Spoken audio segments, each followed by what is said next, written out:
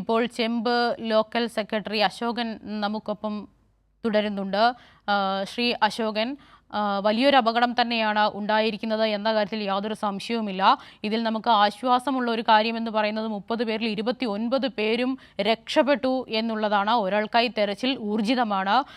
താങ്കൾ സ്ഥലത്തുണ്ടോ? അവിടെ നിന്ന് നൽകാൻ കഴിയുന്ന ഏറ്റവും പുതിയ വിവരങ്ങൾ എങ്ങനെയാണ്? ശ്രീ അശോകൻ. ഹലോ ശ്രീ അശോകൻ,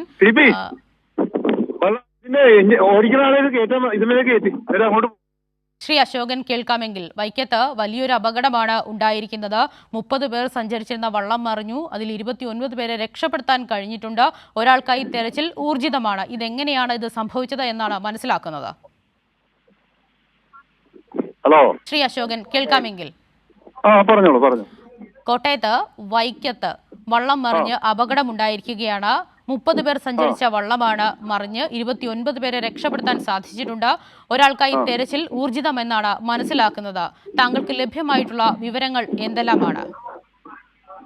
അതെ, ഈ വള്ളത്തില് 20 പേരുണ്ടായിരുന്നു എന്നാണ് പറയുന്നത്. 20 ആണോ? 20 പേരിൽ ഇപ്പൊ ഒരാള് കണ്ണൻ എന്ന് പറഞ്ഞ ഒരാള് മിസ്സായതായിട്ടാണ് ഇപ്പൊ നമ്മൾ അറിയുന്നത്.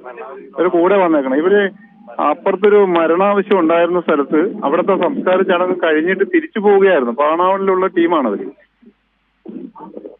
ശ്രീ അശോകൻ, ഒരു കാര്യത്തിൽ കൂടി വ്യക്തത വരുത്തേണ്ടതായിട്ടുണ്ട്. 30 പേരാണോ 20 പേരായിരുന്നോ വള്ളത്തിൽ? 20 പേരാണ് ഉണ്ടായിരുന്നെന്ന് വള്ളത്തിലുള്ള ആളുകൾ പറയുന്നു. 20 പേരെന്നാണോ സ്ഥിരീകരിക്കാൻ കഴിയുന്ന വിവരം? 20 പേരാണെന്ന് പറയുന്നു. അതിലൊരാളെ ഇപ്പൊ കാണണം. അതെ, എപ്പോഴായിരുന്നു ഈ ഒരു അപകടം സംഭവിച്ചത്? എങ്ങനെയാണെന്നാണ് മനസ്സിലാക്കുന്നത്?